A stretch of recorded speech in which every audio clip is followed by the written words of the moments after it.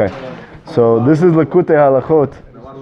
We're on the first halakha, and we're on the sixth section. The first halakha is that when you wake up in the morning, you need to get up like a lion, and you need to awaken the dawn.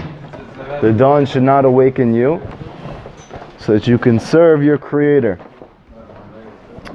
So we're going through a beautiful description of what's the essence of this halakha. What does it mean to be strong? It means to overcome your Yetzer Hara. And what's the key to doing that? Awakening the dawn. We know that the dawn, Shachar, is a concept of a morning light that's coming up, but it's surrounded by darkness. Right? So our job is to find the light. It's very easy in our life to see the bad. It's very easy in our life to see the negative. Right? But in order to do tshuva, in order to be close to Hashem, you need to see the good. The good in yourself, the good in other people, the good in situations. Right? And through this good that you find, through this you're going to be able to serve Hashem. So this is why it's the first halakha. And now we said in the last section that we did together, now it makes sense why the Ramah brings in his gloss to the Shulchan Aruch, to this first halakha, that Shaviti Hashem Nenegdi Tamid. Yud Kei Vav Kei is before me always. It's in Tehillim 16. And he says, all the tzaddikim live with this. That Hashem is before me always. So what's the connection between that and getting up in the morning? And the answer is, it's the same concept. Because having Hashem before me always, meaning mamash, I see the good before me always. Through this, I'm going to be close to Hashem. Through this, I'm going to serve Hashem. How are you? Good, thank God. How are you? Good to see you. You too. Through this, I'm going to serve Hashem. And this is the famous lesson of Zamra, right? I'm going to sing to Hashem with the good that I have left in me. And we said that this is the key to praying, right? We said, what is the key to prayer? What is the tikkun of tefillah? Why can't I pray with all my heart, with all my soul? Why is Rav Nachman saying that tefillah is going to mamash save your life? It's going to take you out of all your difficulties, all of your troubles and obstacles. Okay, so I pray. I still have my difficulties. I still have my obstacles. Right? Rav Nachman would say it's because you're not praying hard enough yet. So why can't I pray hard enough yet? Why can't I just give everything I got? Like for instance, let's say I said to you, somebody comes to you today and says you have one day to live. Ah, but I have a wife and I have kids. No, you have one day left to live.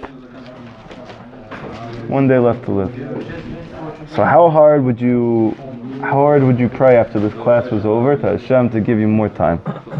Right? But I'm only 30, I'm only 35, I just started, I didn't even do anything yet. I didn't do my best yet, I have more in me. How much would you cry? How heartfelt would those prayers be? So, the concept of the land of Israel is to pray with all of your koach. Because this land of Israel is what causes miracles in your life. It's this concept of the land of Israel, praying with all your koach, that actually transforms nature. But you can't access this until you pray with everything that you have.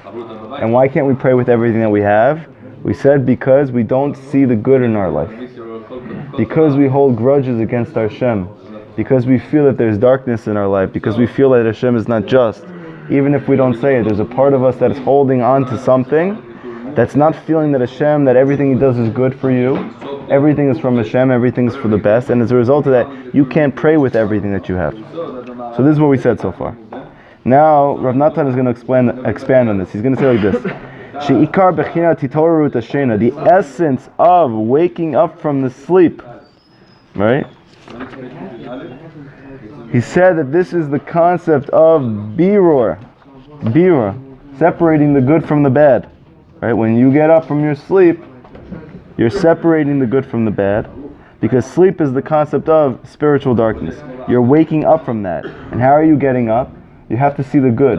Right? Even practically, psychologically. When does a person not get up in the morning? When does he stay in his bed? When he sees no good in his life. When he goes to sleep late. Or when he goes to sleep late. Right? But in general, what is a depressed person? Someone who doesn't see good. He only sees the negative, so therefore he can't get up from his sleep. So now we're learning that the essence of getting up from sleep, spiritually and physically, is you must...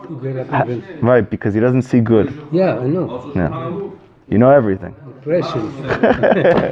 The hope that comes from seeing the good, right? A little glimmer of hope, all of a sudden you feel good, right? I'm going through all these difficulties, these challenges in my life, but Rav Arush is coming to town, and he's going to tell me everything is from Hashem, and all of a sudden, all of a sudden I can get up and I can start my day and be excited. Yeah, but nothing changed. You still have the same problems. Right? Your wife still belittles you. Your kids still don't listen to you. You're still poor and you don't have any money. You're still in debt. You still have all these difficulties in your life. So Rav Arush tells you everything's from Hashem. Okay, great. So why is that giving you life force? Because you're seeing the good now. Now that I see the good, I can wake up from my sleep and I can start. So we said that this is the tikkun, the fixing of prayer. And this is the reason we do korbanot. Why? Because when we say korbanot, and we do ketoret, what's this the concept of? So spiritually, Kabbalistically, there are parts of us that are trapped in the klipot. There are parts of us that are called human, spiritually, but they're trapped in the level of behema, animal. So what do? We come to the Beit HaMikdash and we used to slaughter the animal. But we ourselves were supposed to picture that we were being taken place of by the animal. Korbanot, right? Yeah, korbanot. So what is deeply going on at this moment? Really, there's a part of you that's fallen to the level of animal. We're slaughtering the animal and we're lifting up the human aspect of it. And this is what korbanot is. Meaning we're taking all of our animalistic desires and we're lifting ourselves up before them. And this is the reason why we need to say korbanot every morning, right? Sephardim hold, you must say korbanot in the morning before you start praying, before you say hodu. What's the reason? What's the reason you have to say korbanot before you could say hodu? Because hodu means thank you. And you can't say thank you until you first lift up the good from the bad. Right? What did we say before? All technology, if you could just put it on silent. Anybody who has their phone on, you can put your phone on silent. I appreciate it. Okay? We said before that you cannot pray until you see the good. What's the concept of seeing the good and lifting it up from the bad? It's called korbanot. That was the essence of those sacrifices that we did. We slaughtered the animal and we lifted up the sparks of goodness that were hidden within them. Now you can say hodu. Now you can pray. So before that you can't pray? You can't pray. Or you could pray, just won't get answered. Yeah. So is this like where Shema starts? Can I start from there, or I have to go before that even? Right before? No. Just from the actual korbanot. It's even after the Shema. I know it's after the Shema. Yeah. It's like the whole. Yeah. Just the bare minimum is the korbanot right before. Which is Shema. It starts from Shema. It's a little bit after Shema. Yeah. A little bit after Shema, not before. Yeah. No, I'm saying if I start, let's say from Shema. Shema, you're good. Good. You said it. Okay, good. So you're saying the korbanot. Now notice something very interesting. He says like this: there are 11 spices in the korbanot. One of them, according to halakha, if you don't have one of them, you're chayav mitah. Yes, you were killed if you didn't do ketoret the right way. And notice, very interestingly, 10 of them smelled amazing. One of them smelled horrible. Yes. It's called helbana. It was very, very disgusting, like gum resin. Okay? It was a resin, you know, like, not that you guys, chas v'shalom, ever smoked marijuana, but you know the resin that's like left after? Yeah. Okay, I see you just woke up. You're not supposed to wake up from the marijuana conversation. You're supposed to wake up from your good point. You're like, so you're telling me this is the grade A? Burning the bush. What are you asking me? It doesn't say which one was the most pleasant one. Okay. But it says that you need this helbana. What do we learn in the Torah that we're working on right now? When you pray, it's not called a tzibor, a congregation of prayer, unless you have rashayim, unless you have people who are not keeping the mitzvot, praying with you. Right? Seems like a chiddush, but Rav Nachman says it's in the name itself. Tzibur, tzadikim, beinonim, rashayim. It's a group. You don't have rashayim. When Natanya talks about a benoni, what a benoni is like Remember what did that? It's a very high level, the Tanya says. Benoni is like it's what we think that a real tzaddik is a Benoni. Right. Which is all of us. But, Well, not us. Benoni is like Well, next you're not in level. Russia. No, it talks about what a no. It talks right, about but the Benoni Tanya is. says that our souls are all Benoni souls. We just have to live up to it. So what he says is a Benoni, meaning that's what we should be aspiring to. But your soul is a soul Benoni. And Rav Nachman says, what does this mean in our life? Practically, when I come to pray, I'm the Benoni. Why? Because the Chazal teach that at every moment before you do a mitzvah, you should be thinking to yourself, the world is right in the middle of the scale of merit. Right? Half of the world is doing good, half of the world is not doing good, and therefore I'm going to tip the balance right now, either to the good or to the bad. So that's the concept of Benoni. I'm in the middle. I want to tip it to the good. So when you come to pray, you should not be praying that everything is good in your life. You should be praying with a sense of desperation, that I'm the Benoni. Yeah. Who are the tzaddikim? So we said you attach yourself to those tzaddikim, meaning the tzaddikim who are buried in the ground, the tzaddikim who passed away, and also we said Kabbalistically, there's parts of you that have already been called tzaddik, right? Parts that you've rectified in past lives. You're connecting yourself to those. So those are the tzaddikim of the tzibur. Then who are the rishayim? We said in this Torah that we're working on Lekutei Moharan, it's the evil that's within you. It's your taivas, it's your ego, it's your arrogance, it's your jealousy, it's your greed, it's your taiva for money and for sex and for all these things. That's the rishayim within you. And then you have rishayim mamash that you're praying with. So this is a tzibur. So we see even in the Keturet, you're chayiv mitaf, you don't have rishayim in there. You need to have that foul smelling spice. Why? Because Only one out of the. I know. Wow, because it complements the 10. It complements the 10. Now on its own, it's a terrible smelling spice. But when it's in the context of 10 good smelling spices, now I can see its place. And this is a very deep inyan, this is a very deep concept, no questions right now. This is a very deep concept because why? The bad in our life, when you look at the bad on its own, isolated, so yeah, it's horrible, right? You look at the Holocaust on its own, it's horrible. You look at Chas v'Shalom, someone gets cancer, it's horrible. Someone has a mental health illness or physical health illness, it's bad. You can't say it's good. But when you look at it within the context of history, or let's say from the beginning to the end, and you see Hashem's plan, so now all of a sudden, it's like the bad spice that's within all the good spices, and you see how it has its place.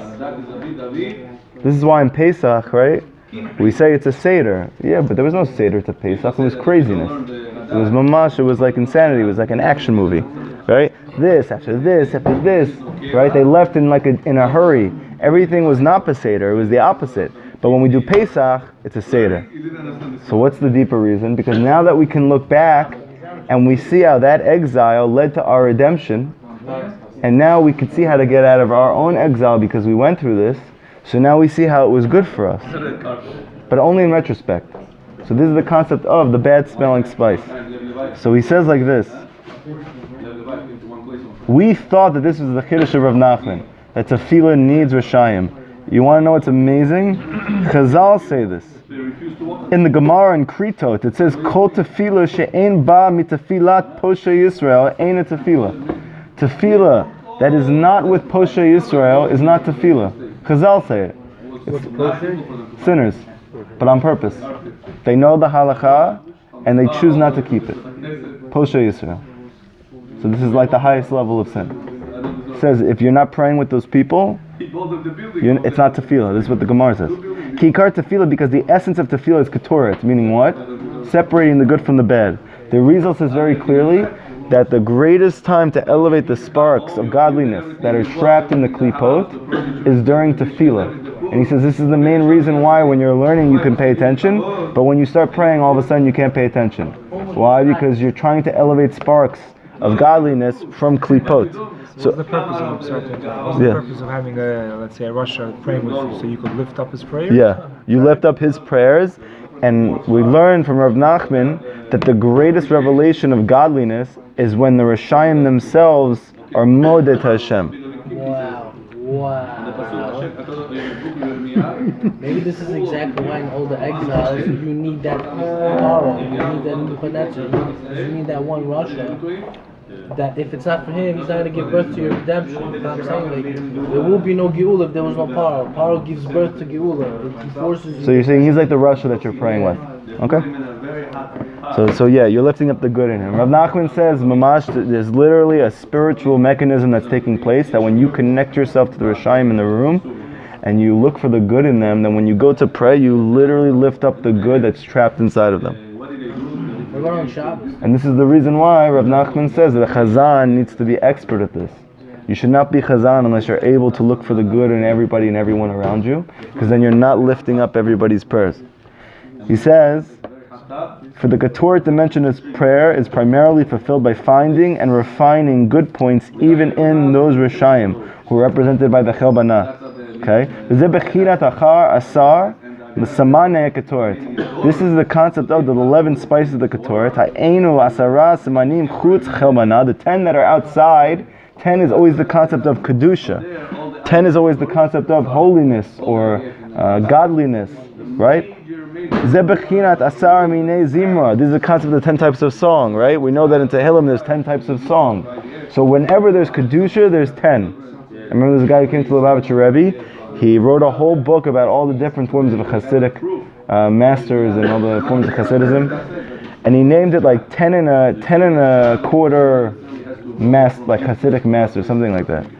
And the Lubavitcher Rebbe told him, you should change the name. What should I call it? 10. Call it 10. He didn't take his advice, but he did write in the book that the Lubavitcher Rebbe told me to do this. Why? Because 10 is the concept of good.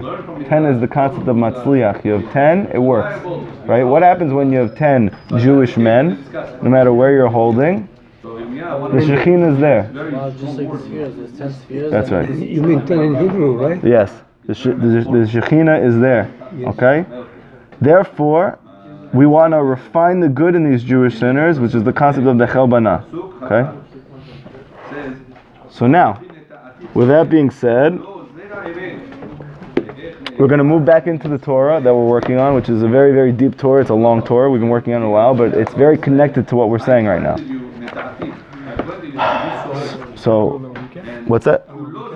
Yes, we're going to do a little recap right now, and then we're going to move forward with it. So you need to pay attention, because there's a lot of this is like a web, okay? This is 55.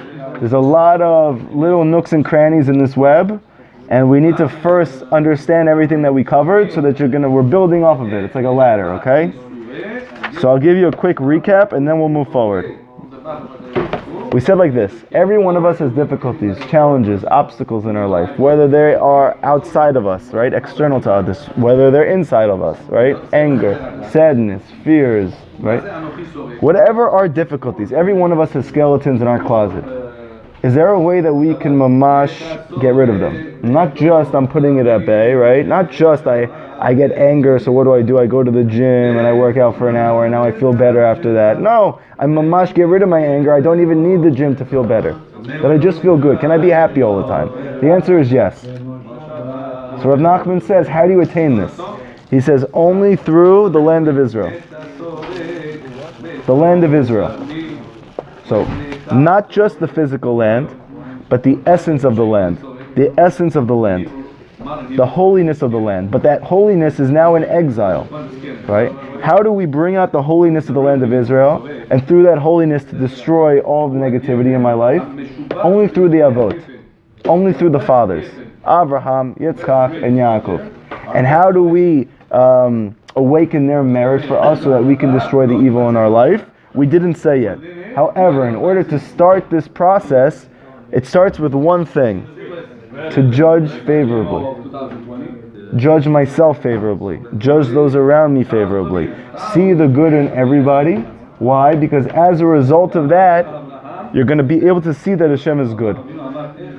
And because you're going to be able to see that Hashem is good, you're going to be able to pray now. Because up until this point, there is a pagam in your tefillah. You can't pray with all your koach, with all your energy, right? You may go to do it in the woods, but you don't have words coming out of your mouth. Or even if you do, they're lame, right? You don't have all your energy. You don't have all your koach. Right? You had more koach yelling at your wife yesterday than you ever had in your tefillah. Has v'shalom, but I'm just saying, right? You got into a fight with your dad. How come you don't love me? You know? You got this whole thing, you scream. I never had a prayer where I just talked to like a friend like this. How come I can't open my mouth? The answer is, there is a part of your eyesight that's blemished. You don't see that Hashem is good and that everything comes from Hashem. If you saw that mamash, not a leaf turns, right? That your foot doesn't take a step unless Hashem says, Benny's foot takes a step. Benny's foot takes another step. Right? Unless you really chap that this is the reality, that nothing happens unless Hashem wants it to. Nothing, nothing, nothing, nothing, nothing. I'm reading in Reshit Chochmah, the book of Musar. It says that in every air molecule there is the name Yud Kei Vav Kei. Yeah. Everywhere. And every time that it's alive or it's in existence, Yud Kei Vav Kei is like shining off. It's illuminating. Boom, boom, boom, boom, boom, boom, boom, boom, boom, boom, boom. Every moment. So therefore, if something doesn't have this illumination of Yud Kei Vav Kei at any moment, it stops existing. So imagine, Hashem is doing this at every moment, all over the universe, right? And that's just in this universe. The Midrash explains that there are thousands, millions, trillions of universes, all double, triple, quadruple the size of our universe. Living beings? With everything that we have, but on a higher level of reality, not physical, but there is existence. And the higher up you go, the more spiritual reality. It's a spiritual reality, but the spiritual reality is even bigger than this whole physical universe. And the higher you go, the bigger those universes get. And in every single place, it says there in Reshit Chochmah, nothing happens unless Hashem wants it to. Nothing. Yeah, that's why Hashem showed us every universe that He's filled in. Right? Yeah. And from that we like trip out. Yeah, that was what the Zohar says, exactly. Yeah, the Zohar says that what is it that made us like kind of like we just like couldn't experience God anymore after the two mitzvot. It was too much for us. So the Zohar says that He showed us every world, meaning all the spiritual worlds that are existing concurrently with this one, and how Hashem was the cause of everything that happened at every single level, and everything only happened when Hashem wanted it to, at all of it. And they're like, and they just like all exploded. They couldn't take it, and they blew out of their bodies. And they said to Moshe, "We're good. We thought we wanted God. It's a little too much for us, you know." Right? It's like the guy who comes in with his shirt, like Havdalah, right? And it's like just a little bit too high, you know, you're showing a little bit too much of your stomach over there to be close for comfort for us. Couldn't take it. It was too intense for them. They said, Moshe, we need you to give it to us. Cover it up a little bit more. Okay? How was Moshe able to take it? Because Moshe was so nothing that he could hold it. The more that you're not something, the more you can hold nothing. That's the Yeah. Any ego, the more ego you have, the less you're able to experience God in your life. Okay. So this is what we've done together so far. And we said like this. We said that the concept of the paraduma is the concept of perfected prayer. This is the reason why in the end Mashiach has the paraduma, because they're both the concept of perfected prayer. What do? They purify all the negativity. They get rid of all the bad in your life. So this paraduma, we learn that halachically there's many steps in the paraduma, right? You have to slaughter it. You have to burn it. You have to gather the ashes, right? You have to put, what we're going to learn now, you have to put cedar wood and hyssop, and you need to put 10-step process. and you need to put the tolat worm. You need to put those three things together in with the whole concoction. So we're going to learn that all these different elements are different parts of perfected prayer. We said before... What we talking? What was that just now? Everything I just said, or which part? The worm and... Right, so we're going to learn today that there's three things that we needed to add to the mixture of the paraduma after it was burnt. We need to then add, so to speak, like a little... We took like a stick, a little cedar wood. We took a little bit of hyssop. It's like zatar. Put it together. And then we wrapped around it like some scarlet wool that came from a worm. That's where they came from. And then we threw it in there. It's like some hispandut stuff you guys are into. Okay? Put it in there, and all of a sudden, it's this whole concoction that purifies tumat mit. Right? It gets rid of all negativity in the world. Okay? So now we're saying that really this whole thing is prayer. So we're going to find out that these three things have to do with our prayer. What are these three things? So he says like this. There's three sounds that we need to rectify with our prayer. First sound comes from Kohelet. Kol kasil berov devarim. It says the voice of fools berov devarim. It's filled with many matters. What does that mean? We're going to see in a second. What's the second voice? Kol anot, the voice of song, anochi shomea. I hear the voice of song. We have to fix this voice also. What's the last voice we have to fix? Kol hayom kilamati. All day I'm being humiliated. All day I'm being humiliated. Have any of you recently, Can you repeat the third one? the third voice that you have to fix in order to have perfected prayer is the concept of humiliation. You need to experience humiliation in your life. Humiliation. Yeah? From others, and you need to use that to pray. It's really to help fix your. Yeah. It's really. I have to before. Yeah. It's Parents humiliate you to, and then you become No, better. it's like, why I'm saying is because I'm like living the Torah. Yeah. On the highest. Again, we have three levels. We haven't said what they are yet. First level is we need to rectify the sound of the fool. He speaks many matters. We're gonna have to see what that is. The fool that speaks many matters. Yeah, fool is someone who speaks about many matters. We're going to see what that is.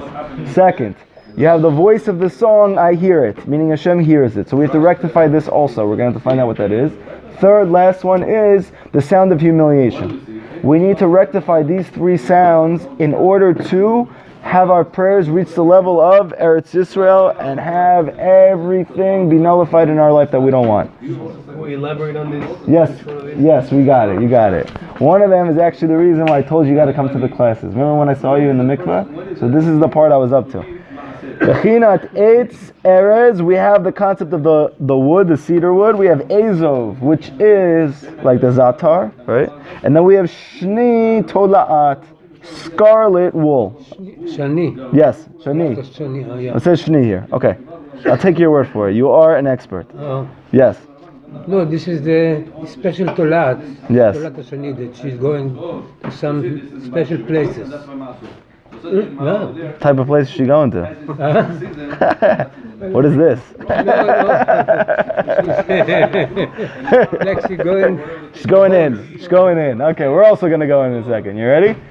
What's the concept of cedar wood? Kol kasil berov devarim. The fool, he speaks many matters. Berov hanhagot ve'emunot kozvot. Meaning, what is the concept of someone who's wise? Someone whose mind has boundaries. Right? Rav Nachman says, wisdom that has no boundaries is not called wisdom, it's called imagination. It's called foolishness. It's very deep. Meaning what? Let's say, for instance, after class, I steal all your money.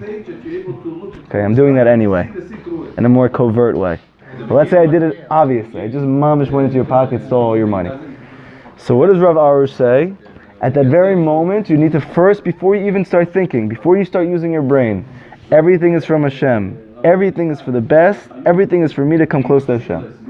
Rav Arush says, if you don't say that before you start thinking, you are going to think something that's not true. It's going to come from tomorrow? It's going to come from, it's not real. Right? What are you going to say? Wow, this rabbi, all rabbis, they're all out for money. That's all they really want. It's all BS.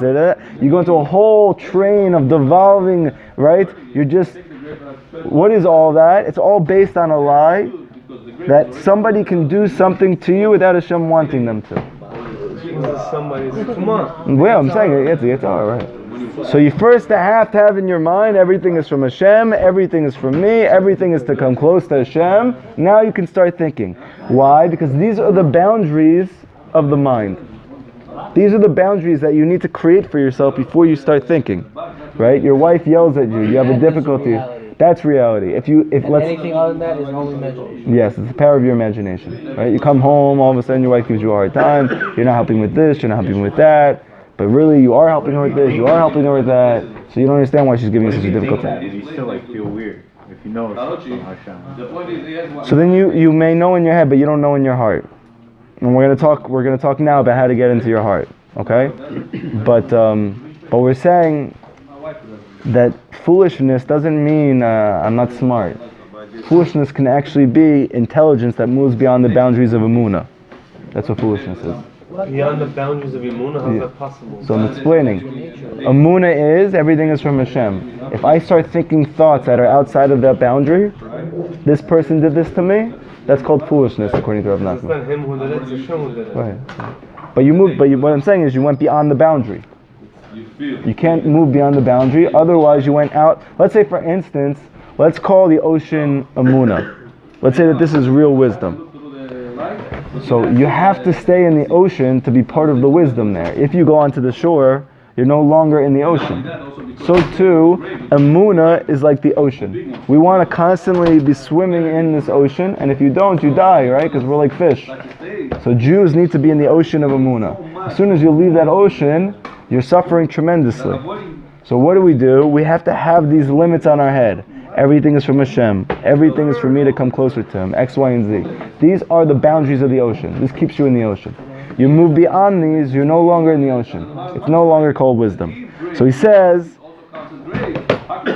so the sound of the fool is one who has too many devarim. He has too many matters going on in his head. Meaning, he believes in many things. He believes in many things. Yes. So, the simple explanation is he believes, let's say, in magic, he believes in false beliefs, he believes in false practices, right? This is like the simple understanding. He believes in some power besides Hashem's power. But I would say even deeper and more practical than that. Anytime you think anything is something other than Hashem, it's too many. You have too many thoughts going on. It's excess. You have too many thoughts. Yeah, too many extra thoughts and too many beliefs. So it's not about what comes. It's about. It's simple. It's from Hashem. That's it. It's not about what comes. It's about what you do with what comes. How do you respond to what comes? What's happening when you try to dissect Saying that to yourself. from Hashem. Saying it to yourself. Also, just that whole world, it's like, imagine a person gets a ticket, right? And then he has all these cheshbonot, why I had this ticket, that's the job. Right, so what's You the... just simply say, I got this ticket, Because Hashem wanted me to get it. Yeah, that's it. right. So Period. again, so this is what Shlomo Melech says. That's simple. Kol kasil barov devarim. The voice of the fool believes in many things. Meaning, even if you believe in two things, it's too many. I believe in Hashem, but I believe I speeded and therefore I got a ticket. Yeah, but how many times did you speed you didn't get a ticket? Okay, so it's obvious that it's not like a math problem. I speed and therefore I get a ticket. It's that I speed and then Hashem wants me to get caught this time. So Hashem caused me to get the ticket. Once you think to yourself, there's any other influence or power at play, this is called too many beliefs, this is called foolishness. This is one sound that we need to rectify with our prayer. You understand? One sound. Meaning, how do I get rid of that voice? How do I get rid of the too many voices? How do I get rid of the too many beliefs? Only through tefillah. Hibodedut. Only through hibodedut. As long as you're not doing hibodedut every day, you're going to be the fool that has multiple beliefs. Multiple beliefs. This is like it says, When you go talk to Hashem. Darche Emore. These are the aspect of the ways of the Amorites. Who are the Amorites? We said this is the whole reason for the mitzvah not to follow their superstitions. By the way, are you related to David Elias, or you just look a lot like him? You're not related to him. What? Maybe he looks like you. Okay. He's definitely not as good looking as No. He's like David Elias, like meets Triple H. Okay. So like this. The ways of the Amorites. We have a mitzvah in Vayikra. We cannot do what they do. We can't believe like they believe. What did the Amorites believe in? They believed in magic. So therefore that's the source for the mitzvah. You're not allowed to believe in magic. You're not to be like the Amorites. Why? Because they have many beliefs. Right? And the pasuk says in Proverbs, Pati yamin lechol davar. A fool believes everything. Is that a good thing though? Because No. eventually he'll believe the truth. So Rav Nachman says that, but he's not speaking about this type of thing. He's speaking about something else. Here he's saying the fool, he believes a chol davar in every matter, meaning every matter has its own koach.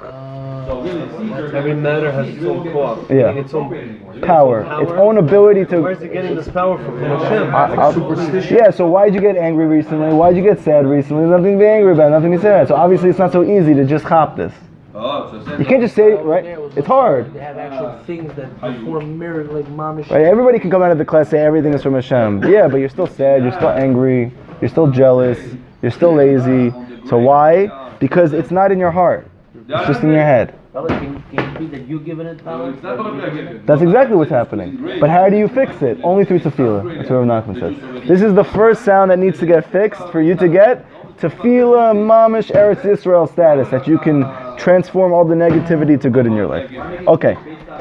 And there's a pasuk, it says, this is the concept of cedar. Why is this the concept of cedar wood? Va'anochi hishmati et ha'amori asher gevoha arzim gevoho. Because these Amorites says, don't be like them. What were they? They were very tall. And they were compared to cedar wood. So that's why we have to throw the cedar wood in the fire. Because we're not supposed to be like the Amorites who believed in many things. That's the concept of the cedar tree. Okay, we need to not have side commentary on them. Okay? No matter how sweet your chidushim are, we need to keep it silencio. I like his commentary. Yes, they're very good. And one day, Bezrat Hashem, he's going to have a peirush, okay? Now listen to what he says here. Please do not kill the messenger. I remember the first time I read this, I was like, whoa. I don't even know what to make of this. We're going to have to try to explain it a little bit, but just try to follow with me. Don't get angry at me. I think everybody in the table is like pretty much good. Some of us maybe are going to have a little more difficulty with it. Says like this. V'hagavoh koma. Because of their height, al pi harov hein kasilim. What does it say here? Because of their height, tall people are usually not smart. Mike, I think he's very smart. Get let's go! Tall people are very smart. Maybe by tall they mean ego? No. So that's a peirush, okay? We don't want a peirush right now. Very good. So Rav Kramer says he thinks he's speaking about mamash, like they have giant syndrome, like they're like 7 foot, 8 foot. He's saying, Look at Shaq. I understand. Okay, so yes, he was very tall. So 1 second. So Rav Kramer seems to think that he's speaking of the Amorites when mamash they were like giants. They were not just like tall, like 6 foot, which is like huge for a Jew, but like average size for a non-Jew. But he's speaking more about mamash giants. And he says none of them are smart. They're all fools. So he's going to say, why is that? Al pi harov hen kasilim. Because why? They'll become a basketball player. Yeah, you ever see Shaq? Sorry. That's exactly what he sounds like. Benny, am I doing freshman right? No, okay. Okay, wait. It says like this. Imagine he watches this. Yeah. Okay. Ha'ashanim ha'olim mechala ma'alev elamoch. Why is this? Because spiritually, you have a heart and you have a mind, right? You have a heart and you have a brain. So spiritually, there's something that takes place where the vapors in your heart have to ascend to your mind. So Rav Nachman says, because they're so tall, there's a big distance between their heart and their mind, and therefore by the time those vapors reach the mind, they already have diminished in their intensity, and therefore they can't come to intelligent thoughts. This is what he says. I think taller people are much nicer than shorter people. It's a long connection. You want to do the whole thing? That's true. They're not smart, but they're nicer. They say that smaller people talk a lot. Okay. It's a long Let's not go into a whole, let's not spiral out on this one. I'm just telling you what he says, okay? Look at Levi, he's the sweetest guy I know. Yes.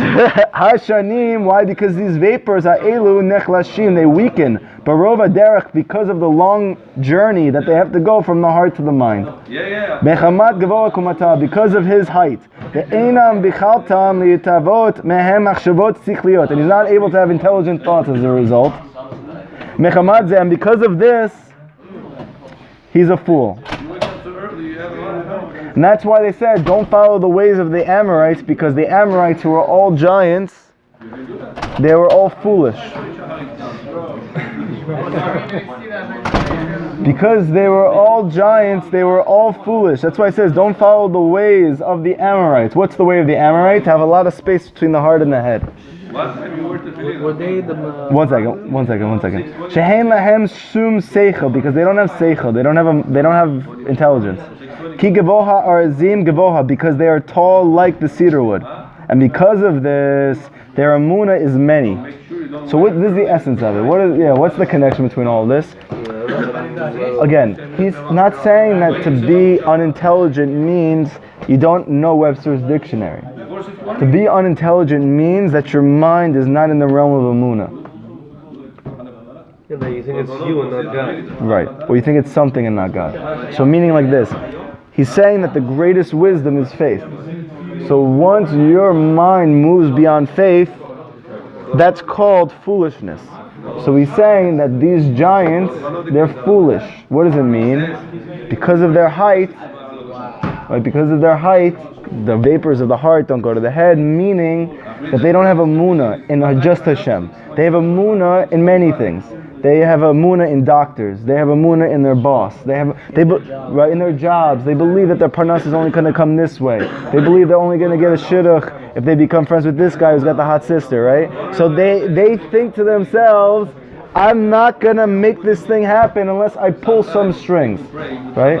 It says in Reshit Chochmah, there's a concept of like trying to make things happen with people. It's a bagam in your amuna, right? I'm going to people and I'm trying to like appease them, pucker up to them. I think that's because of that I'm gonna get. Yeah, let me gel my hair a certain way and put my shirt a certain way. Yeah. Why am I doing this? Because I think this is my in. This guy's my in. This is my in to get into a good situation, right?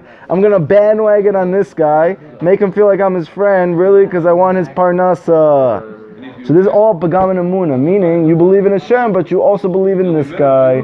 As soon as your belief is 2 or 3 or 4 or 5, you're called Amorites. Don't follow the way of the Amorites, they're fools.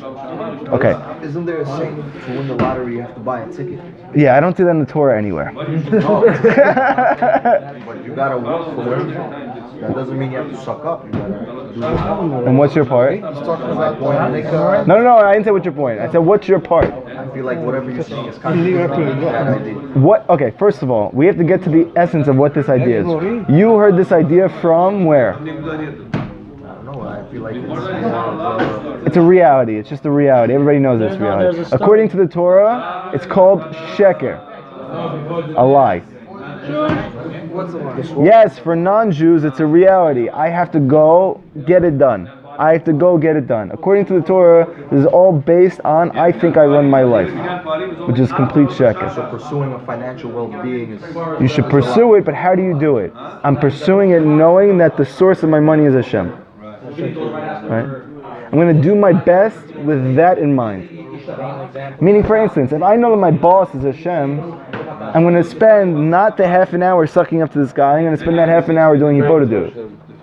Right? It's that simple. It's not complicated. Your hishtadlut is with Hashem. All that effort that I would be putting into this thing, I'm going to put it over here instead. You said it best last time. People ask how much Ishadu am I supposed to give, right? Yeah. So it says the more you believe in Hashem, the less you have to do. The less you believe in Hashem, the more you have to do. Right. So the more you believe, the more intelligent you are, according to Rav Nachman. The less you believe, the more foolish you are. And the more you have to do hishtadlut in all these different areas to get done what you need to get done. Because Emunah is an infinite knowledge, as opposed to not having Emunah is a limited knowledge. Beautiful. Very good, Benny. I love it. Very nice. Okay? And over here, what you said last time about What was last time? What happened to me last time? I was so good last time. Yeah. that you should try to make the most money possible. So Yes. the most Yeah. Okay. Yeah. So you should know I'm not a socialist. Okay. I don't think you should stop trying to make money. But the question you need to ask yourself is, why do I want to make my money? Right? Yeah. So Rav Nachman says to use the money to come close to Hashem. If that's the reason, so actually the next Torah that we're going to do, which Benjamin's wanted to do for a long time, is the Torah of Nachman says, that there are certain levels of Torah which cannot be revealed to a person unless he has wealth. Okay? So we're going to get there when we get there. So you could take this Torah and turn it into a prayer. Hashem, I just learned that Rav Nachman says, I can only get the greatest revelation of you if I am wealthy. Hashem, help me to be wealthy so that I can know you the greatest way possible, right? So this is a great prayer. That's a great prayer. Hashem likes that prayer, and it's the truth. That's why it's good. But if I'm trying to make money just so I can live a lavish lifestyle and wear brand name clothes and have my lazy boy couch, right? So, chas v'shalom. There's a better couch out there, not the lazy boy couch, okay? Chas v'shalom. I don't know about those lazy boy couches. I know you're having a hard time with it. No, I'm not having a hard time. I get it. You get it. It's just, to some extent, people might take the total opposite understanding of it and handicap it. So we don't want to do that. No handicapping. The answer, the question is not, do I work less? You have to work hard. Right? The Torah says you have to work hard. It's not a matter of, can I not work hard? No. The question is, what am I working hard in? I can either work hard in truth, meaning I'm going to work hard with the boss of bosses, or I'm going to work hard with the person who I think is the boss, who's really not my boss. Working is unavoidable. 100% true. That's it. Okay, thank you. Nobody likes to suck up anyway. Yeah, nobody likes those guys anyway. By the way, you know what's interesting? Your brother also has a hard time with this. Okay. We'll have to speak to your parents about all this. So he says like this.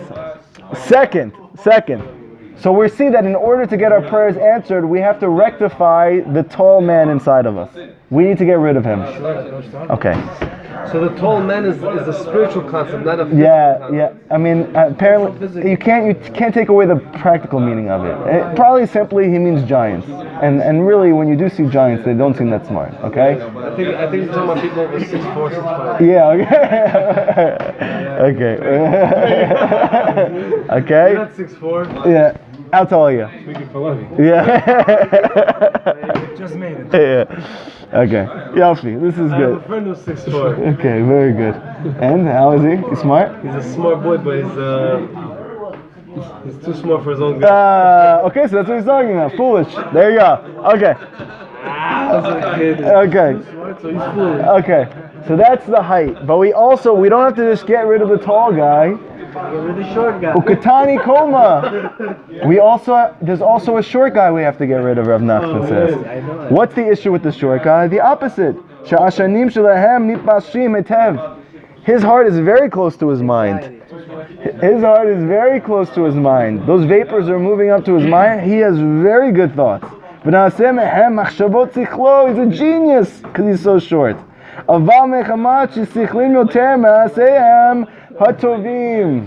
However, his wisdom is greater than his actions.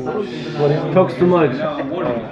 He's learning a lot of Torah, but he's not able to actually change his life as a result, right? He's still getting angry, he's still getting sad, he's still getting jealous, he still can't control his temper. Why? Because he has too much wisdom, but it's not being translated and he doesn't have a vessel for it. So this is concept of the short man. If you find that you're learning Torah and you're doing it every day and you're increasing in it and all these things, and yet it's not translating to I'm changing, because you still have not rectified the short man inside of you. He's too wise for your own good. Like it says in Pirkei Avot, Kol shehochmato meruba ma'asav. All of those whose wisdom is greater than his deeds, not good. Ayedeze, and through this, kemachshama sichliot, his wise thoughts, chozeret elibam, they return to his heart. In koach belibam, but his heart has no strength. His heart has no strength, la'akil et haseichel, to hold the wisdom. So he's learning all this Torah, but he's never worked on his heart. So because he hasn't worked on his heart cannot be a vessel for his mind. Kikar chizuk alev, because the essence of the strengthening of the heart, which holds the mind, which allows you to live and change your life according to what you know, hu ayedei masim tovim. The essence of it is the good actions that you do. Meaning, simply, the mind is built up with truth, with Torah, with Da'at, with God consciousness. However, you have another thing that's just as important as your mind, and that's your heart. Your heart is the vessel for your mind, and your heart is what you change, right? The heart is the vessel of the mind? Yeah, the heart. No. The heart is the vehicle of the mind. So therefore, if you're still getting angry, or you're still getting sad, or you're still getting jealous, right? Your Torah that you're learning is not translating to your actual life. What's the reason? It's because your mind is filled with da'at, but your heart is not. Because your heart is only rectified through action. It's not rectified through the mind. Yes. We learned that it was from secular wisdom. Yes. Okay, so da'at is God consciousness. Like everything that, like for instance, everything that we learn in this class is called da'at. However, you're not going to be able to take this and it's going to translate automatically to now I'm living with it. You have to first turn your Torah into tefillah, because tefillah's concept masim tovim. Tefillah, what, like prayers? Hibodedut. So that's what this mechanism is? Yes. The Torah and the heart would be the short, which is tefillah? I guess, yeah. So what are we saying? Very simply, guys, follow with me. We need to rectify the tall man within us. He's the one who has too many beliefs. He doesn't just believe in Hashem. You rectify that only through Hibodedut. Then we have another that you can only rectify through Hibodedut, which is, it's not enough to learn Torah.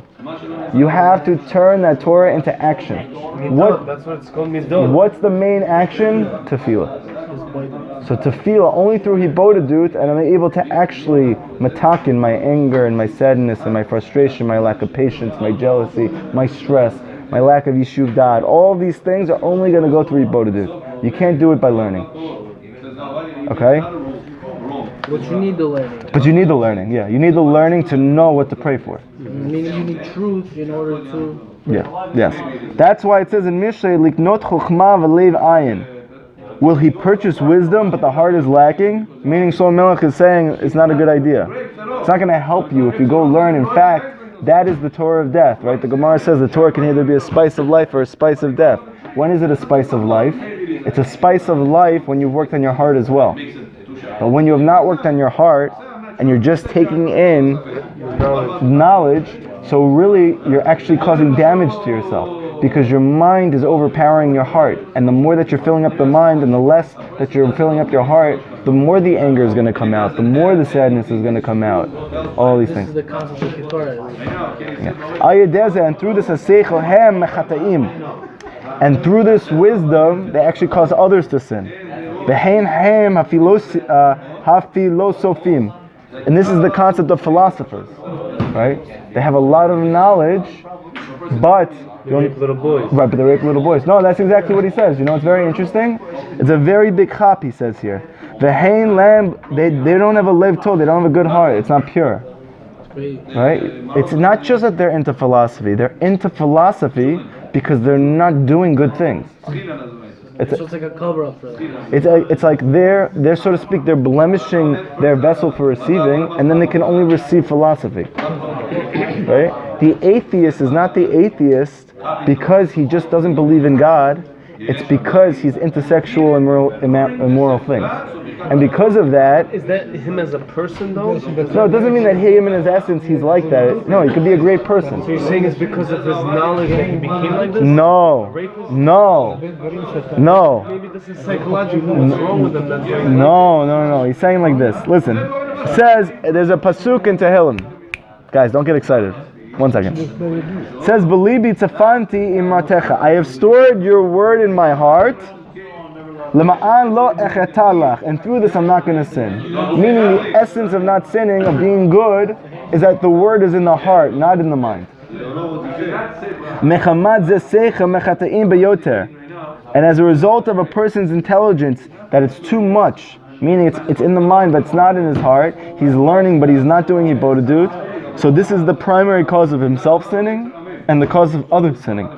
Meaning he seems to be saying like you're almost setting yourself up to do averas by learning without praying. Oh, and that's why when he teaches that Torah, they kind of like copy his ideology and become the same way. Yeah. So I had a thought in my mind. You'll notice something very interesting.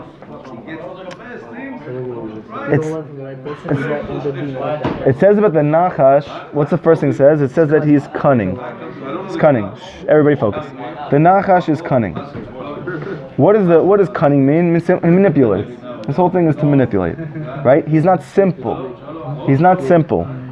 His whole thing is to get you not to be simple. Why? Because if you just thought everything is from Hashem, everything is I can be easy. Everything is easy. No matter what's happening, everything is good. So what's the Nachash's main thing? It can't be that easy. It can't be that easy. You have to be cunning. You have to be sophisticated in your thinking. This is why Rav Nachman is the whole thing is about the simpleton versus the sophisticate. The simpleton versus the sophisticate. To be simple doesn't mean to be dumb. It actually means to be smart. The sophisticated one. Hashem is simple. Yes, I say this all the time. Hashem is simple. We learn it from Hashem. Hashem is very simple. Right? He's just dancing and singing and everything is good for Hashem. He's like, nach. Okay. You'll notice though that the less a person has purified himself, the less simple his thoughts are. Yes, the less pure he is, the less simple his thoughts are. What's the reason for this? It's a heart just floods him with just all this. So listen to what it says here. This is the concept of Azov, right? We said that we have the concept of cedar wood, right? That's the concept of the tall man, meaning the one who believes in too many things. Now we have the concept of the philosopher inside of us, the cunning one, the one who is the one who is into manipulation of the mind, right? This is the concept of Azov, the Zatar. Why? Because it says Azov hayotze bakir. This Zatar, it emerges from the wall, guys. Benny. It emerges from the wall, meaning what? Zebechinat katane koma is the concept of the small man, as opposed to the cedar wood, which is very large. The Zatar plant is very small. This is the concept of the Balei Seichel, the masters of the mind.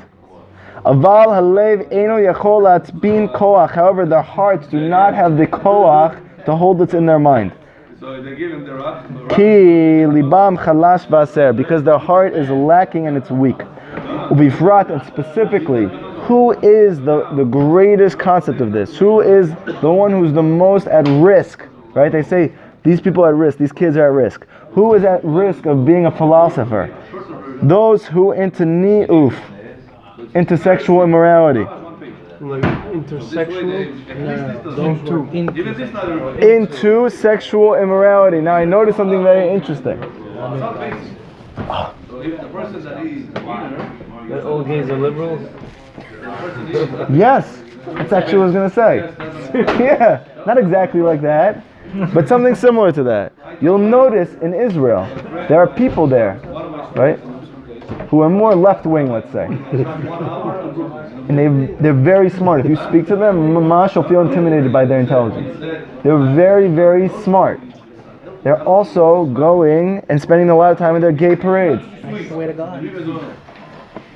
Right? They very much believe in the concept of everything goes, and they want to build up and they want to crown sexuality. Right? They want to make sexuality king. And at the same time, they also happen to want to give away the land to the Arabs. Why? Because they say, well, we're occupying their land. This isn't the right thing to do. And they mean it. They're not coming from a bad place. Where are those thoughts coming from? It's called the philosopher. Yeah, but this guy wants to kill you. Why can't they see that? The answer is because of the sexual immorality. Very deep thing. Sexual immorality.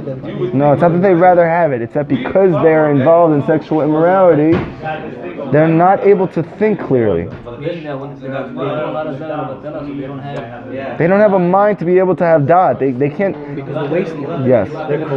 What about all the Jews who waste but are like conservative? I didn't mean literally mamash. I'm just trying to give an example. It's just an interesting thing. It happens to be that one of the main facets of liberalism is sexual immorality, and at the same time, they're very, very intelligent, right? If you go to UCLA, you go to school there, everybody's liberal. They're mamish geniuses. They're very smart, and they don't know anything. I say It's not to a certain level. because what happens is intelligence it's not rooted in Because they think that it's them and not Hashem, that's why. It's deeper than that. Because they are wasting seed. So what happens is your seed is very connected to your mind. It is your mind. It is your mind. So when you waste seed, your mind literally leaves you. You're not able to think clearly. This guy says, I want to kill all the Jews. How come you're not giving him the land? Give him the land. What are you doing? I am going to bomb all of them. My plan is to kill all of them. Yeah, but just give him the land. Everything's going to be fine. What are you talking about? This guy is a mass murderer. Why can't he think like that? Why can't he chop it?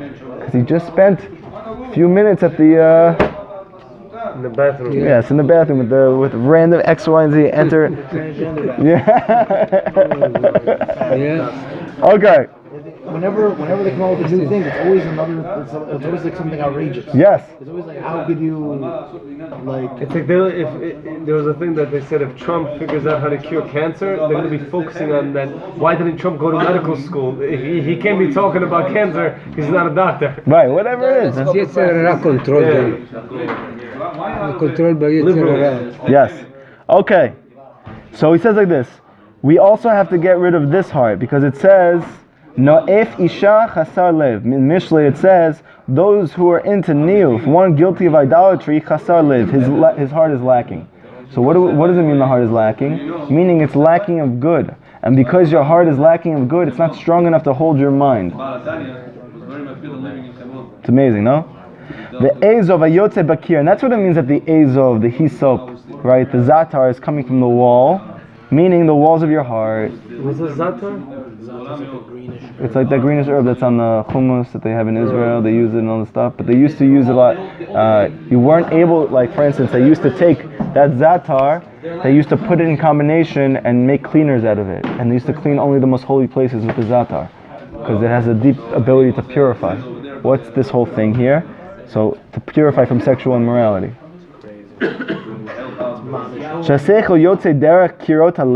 Because the mind that goes out from the walls of the heart, meaning the heart is not strong enough to hold what's in the mind. For this reason, what's in their mind is actually a danger to them. Right? You have to rectify that as well. How do you rectify the heart from all of its lackings? Also sexual. Pour your heart out. You just need to pour your heart to Hashem. Pour your heart to Hashem. Okay, what's the last sound that we have to rectify? What's the last sound we have to rectify? Humility.